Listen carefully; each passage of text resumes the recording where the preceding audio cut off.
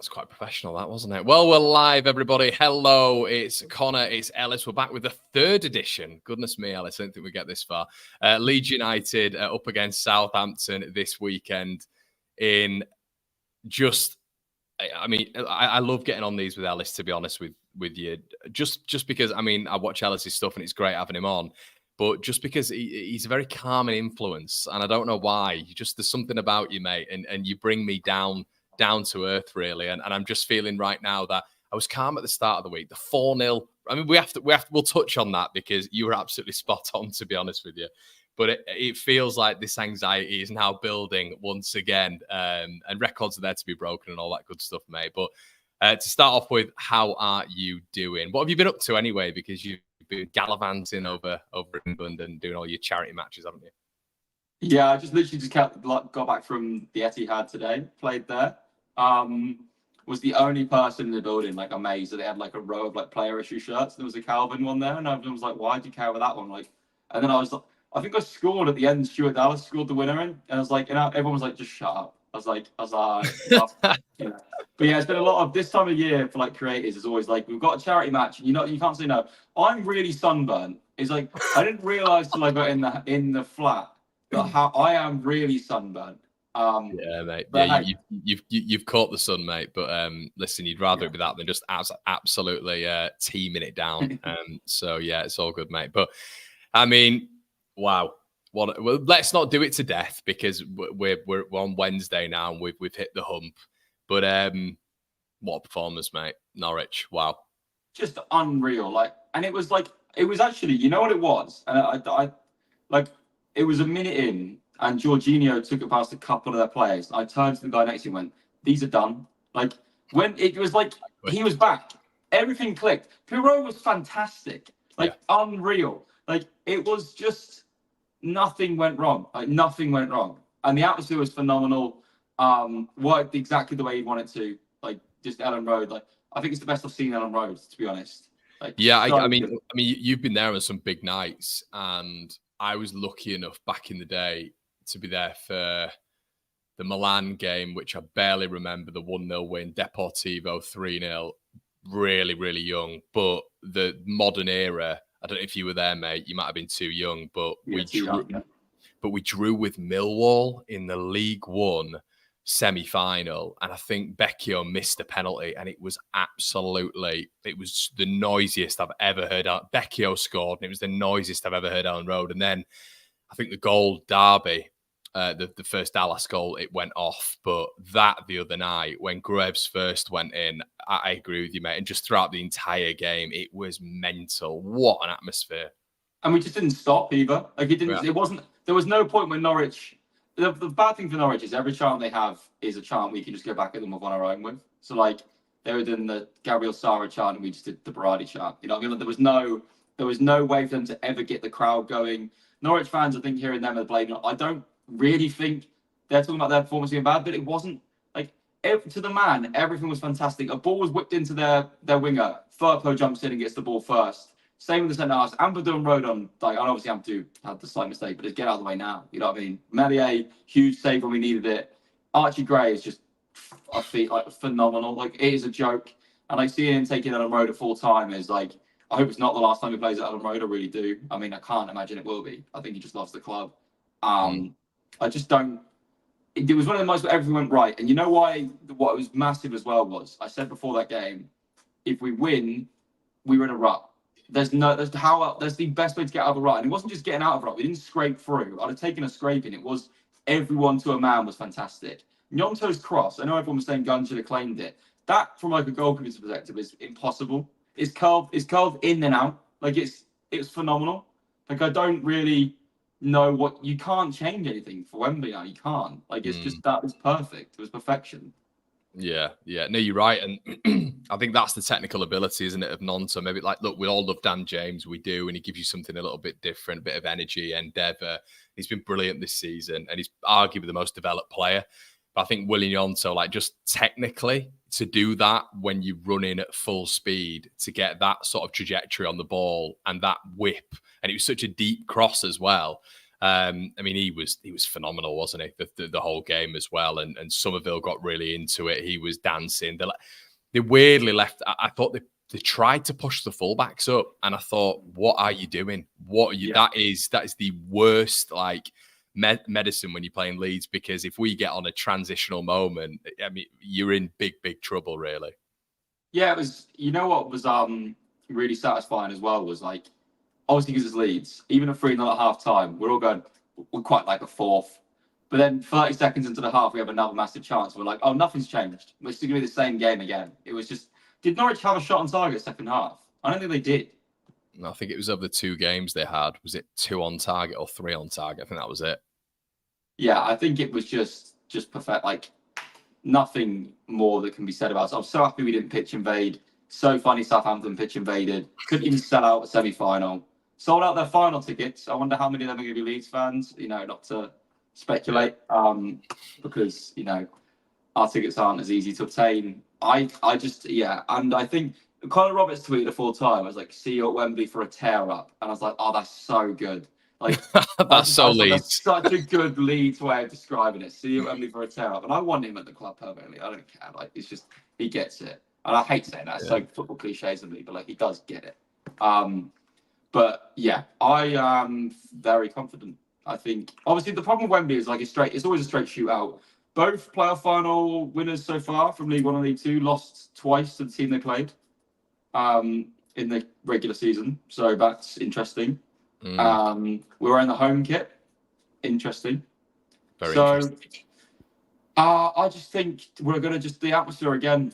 I think it'll bring us over the line. I know there's this whole Wembley thing, but like you see how excited like Gnonto was at full time to go into Wembley. Well, that's so sick. And we also have like, I know it's like really trivial, but we have players who, it's going to be a very hot day. Will Smallbone's scalp going to be very sunburned. You've been there for it. We've got players who've played at Wembley before, and it's a massive pitch. And I said it before, we get to Wembley, there's only one team that benefits. That pitch is so wide, and that's exactly how we want to play. It's such a wide pitch. I didn't know what the dimensions were in comparison to Ellen Road, because someone had put it on. I don't think it was drastically bigger, but I don't know. It's like it's either length or width. But I think it's just Wembley. It just feels massive, doesn't it? As well, and the players definitely feel that. Yeah, I think we've got obviously Gnonto's played at Wembley before. I think he played for like Italy against Argentina. I think he might have been in the Finalissima squad or something like that. Yeah, we've played Ampadu Road on. We've got players. I don't know that played there. You just presume. So I'm just making an assumption there. But we've got players who've played on big occasions before, as does Southampton. I just think that if people are going to worry about the 2 games against them season, the first game of the season they did batter us, now players, but it wasn't a good Leeds lineup. Wasn't a solid, settled lineup. This lineup is so settled now. Obviously, bar the change we did for the playoff semi-final, but it's so. I think it's great. And the game against the final day of the season, we were shite. Like, and we were terrible. Like, and like, that's Leeds turns up again, then I just don't think it's going to happen. I think we've got such good mentality. Like I said, I always bring it back to Rodon and Ampadu. I think their mentalities are so good. And I love the full-time Firpo being like, we've still got one more to go. Like, it didn't feel like we were doing, you remember when Derby beat us and the whole thing felt like they'd won it already? We don't have that. It doesn't feel like that. It feels like the players and the fans, I mean, it's the one fan base I'm not going to tell you, like, this isn't done yet. And it took us till 4-0 on the 75th to start singing We're Going to Wembley. That's how anxious this fan base is. It's a joke. It's so funny.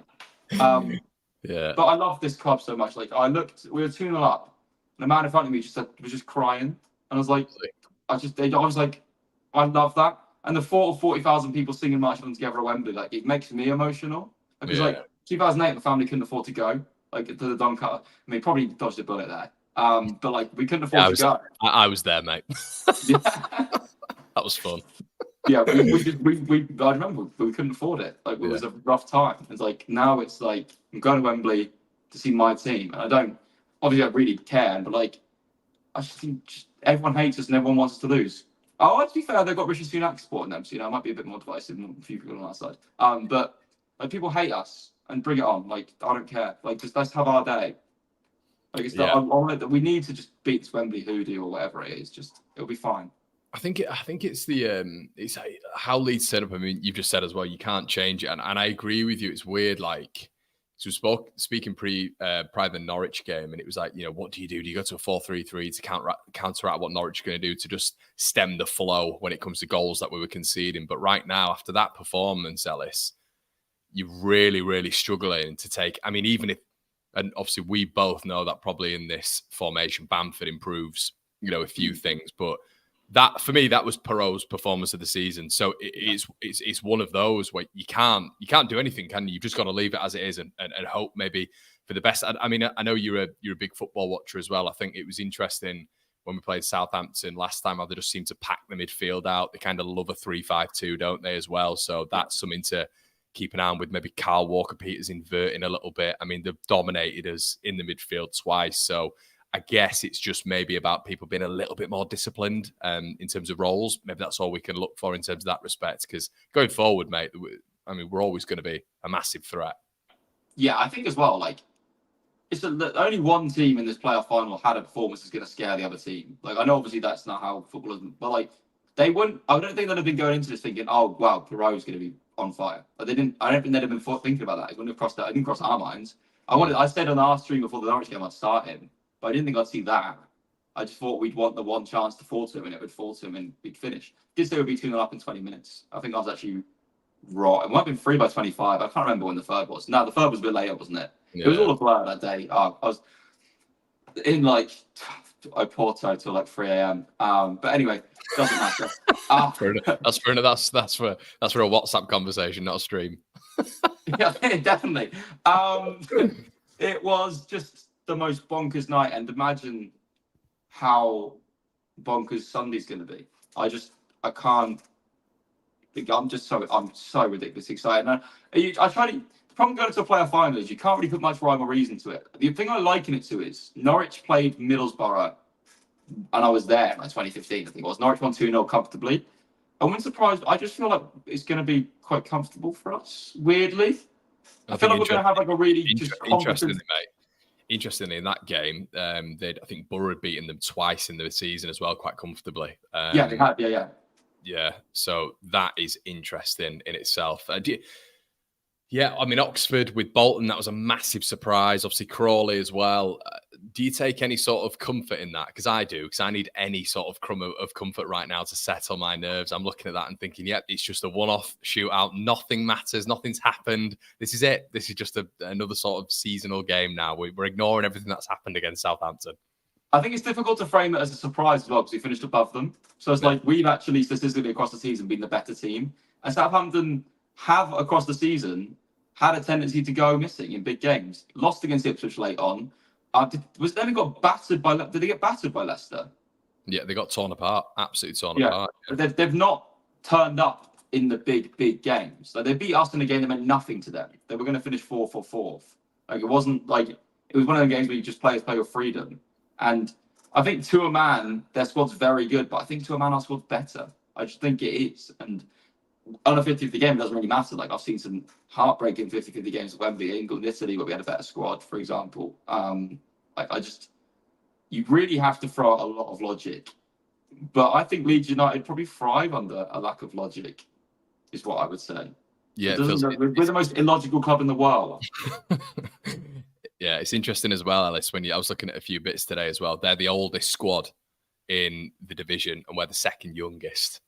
Which is, it's very much sort of like rawness and agility and a bit of pace up against experience and guile and know-how. And yeah, I mean, listen, I've just seen a couple of Southampton fans in the chat saying it's a 50-50 shootout, and it's a perfect way of putting it. I think that's what me and you are saying right now. That's exactly how it feels. It's, you think Leeds will win. I think Leeds will win as well. But, we obviously both support the clubs, and we're going to back Leeds at Wembley, of course, the grandest stage of them all. But if we are talking and putting a bit of respect on their name, Ellis, which we do kind of have to do in this definitely biased preview, they've got there's an argument, mate, that they have actually underperformed this season with the amount of players that they have in that side.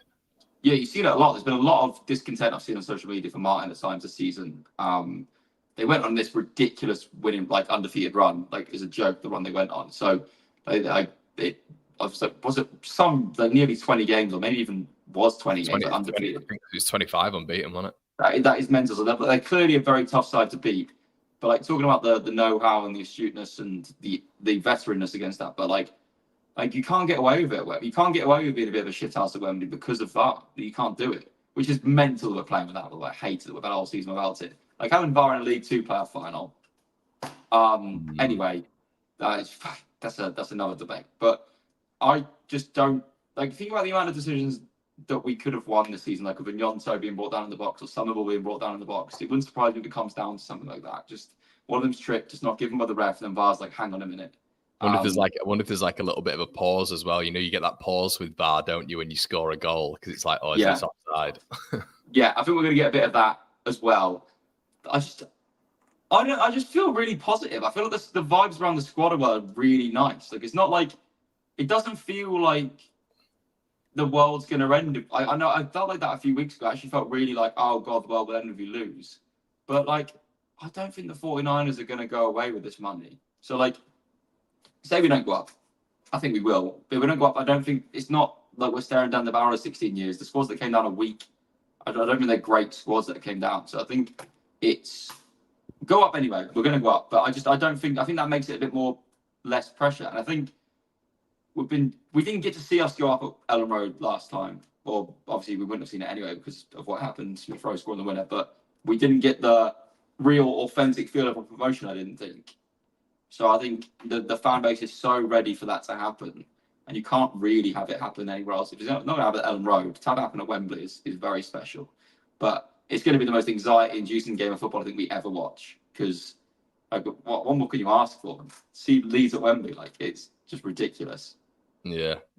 Phil's just said here, Leeds have to get the press right, mark the CMs, let centre-backs have ball, then on them as soon as it goes into the midfield. Saints have not played the best Leeds. It's true. It's true. I mean, Phil, if you want to get in touch with Mr. Farquhar and give him your game plan, mate, that might be conducive. But yeah, it feels like there has to be a definite specific plan against Southampton. I've seen a Southampton fan just say there in the chat that apparently when Martin has time, he's able to devise a really good game plan. But he's not unbeatable, Martin. He's been beaten 11 times this season, previously, before they played Leeds, which is classic Ellis. It seems to always happen like this, Blackburn and Sunderland, etc. But they'd lost 3 games on the bounce. And that Leicester game was the most telling one to me, mate, because I always felt that there was a collision path of some sorts between Leeds and Southampton on a grand stage. I don't know. I just thought at the start of the season, it feels sort of right. But that Leicester game where they just pressed them into oblivion and robbed them and they could not get out. And I thought,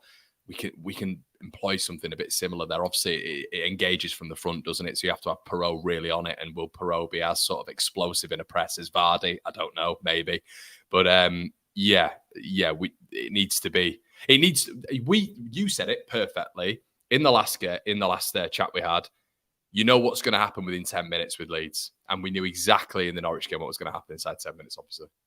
Yeah, I think because the whole system, the way Farker plays, revolves around his 10. It does. It always has done. It did at Norwich. That's why Buendia was so successful for him. If we go back up, it wouldn't surprise me if we went in for him. It's not really worth how injured he is. Is he even still alive anymore? Don't know what's going on with his career. You know what I mean? But he loved him. There's no reason. We'll definitely. I knew we were going to be into Josh Sargent as well. As soon as we would potentially go up, I just knew because Farker loved him. Someone has to. But the system revolves around the 10, and if Georgie's touch is good in the first 10 minutes, I would feel much more relaxed because he has this tendency to either.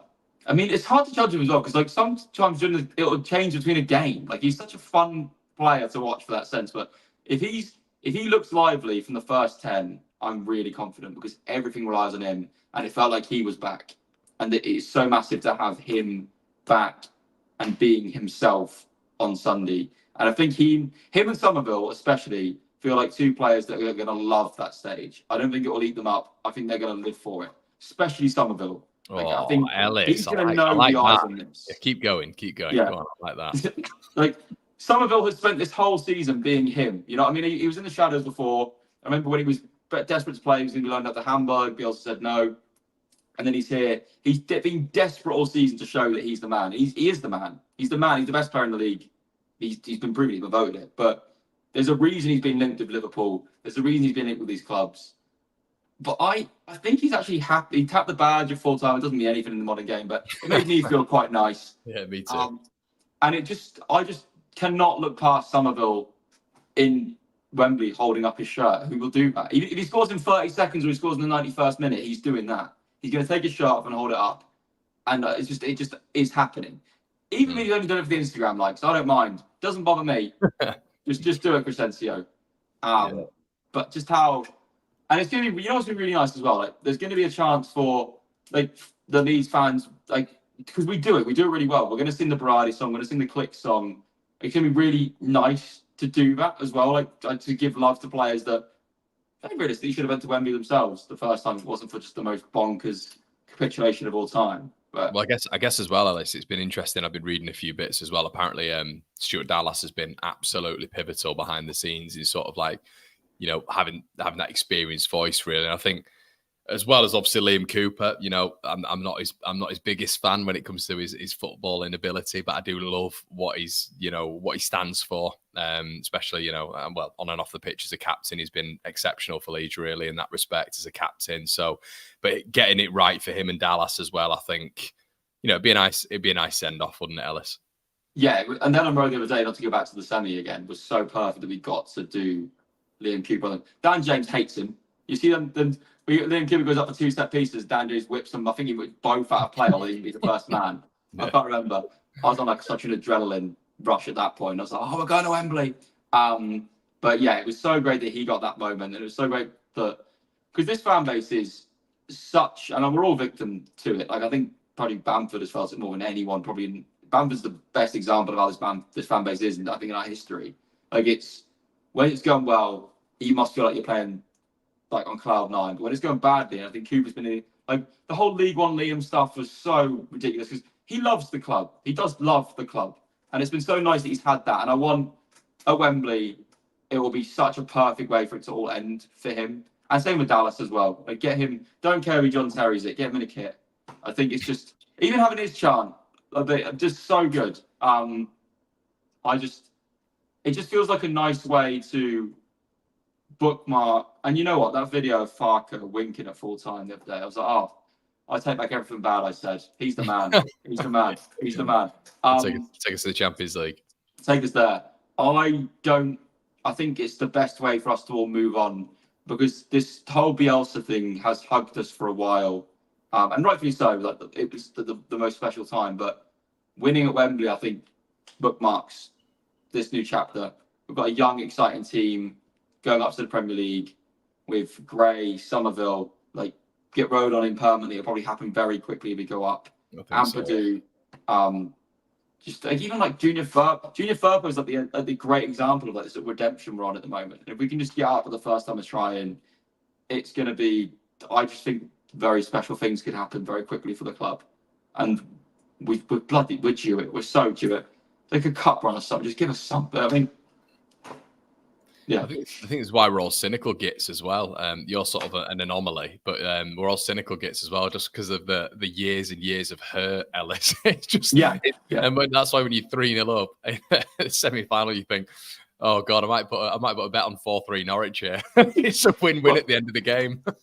I think we must be one of the only fan bases that has like a contingent of fans that every week back the other team.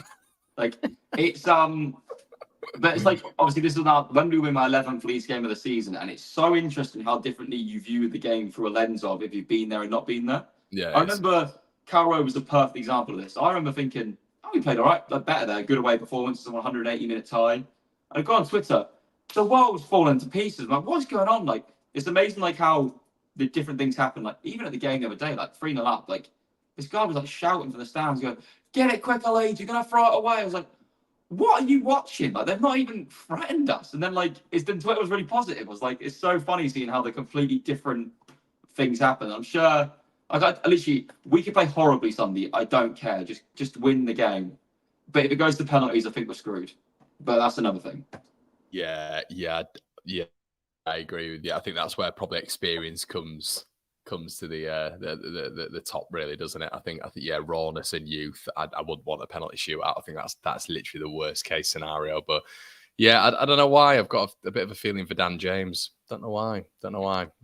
He needs a chant. So get his goal at Wembley because a Wembley-based chant. Like He deserves the fact he doesn't have a chant is mental. By the way, like he's been so good for us this season, and like even in the season before he went out on loan, like things weren't clicking for him in terms of output, but you could he smash people. Come on, just the work rate that man gives every time is I don't. He's like a fan's dream in terms of work rate. So Dan James off the bench or Dan James to start? I don't think you can bench on Yonto now, really.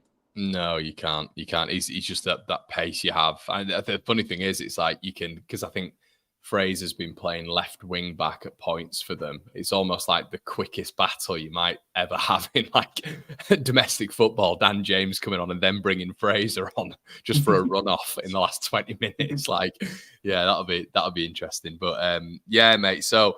I guess it's a nice conversation. It's you're thinking that it's going to be a win for Leeds United. I mean, yeah, I'm definitely a little bit more nervous, but I guess how the game's going to go is interesting. I don't think either will blow each other away. I think Leeds will have hopefully learned. Will be a little bit sort of more dogged. I've seen a Southampton fan in the chat saying the worst case scenario for Southampton is you guys sitting in and hitting us on the counter attack. I think that is, to be fair, where Southampton have struggled a little bit.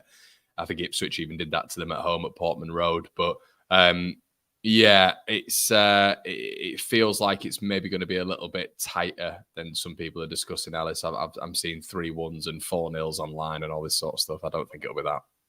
I think my prediction is 2-0 Leeds, but I think we scored both of them quite early. I just think weirdly, like. We'll be like 2-0 up in the 20th, and we'll just go through with it. I think we've had the most clean sheets in the league, haven't we? Mm-hmm.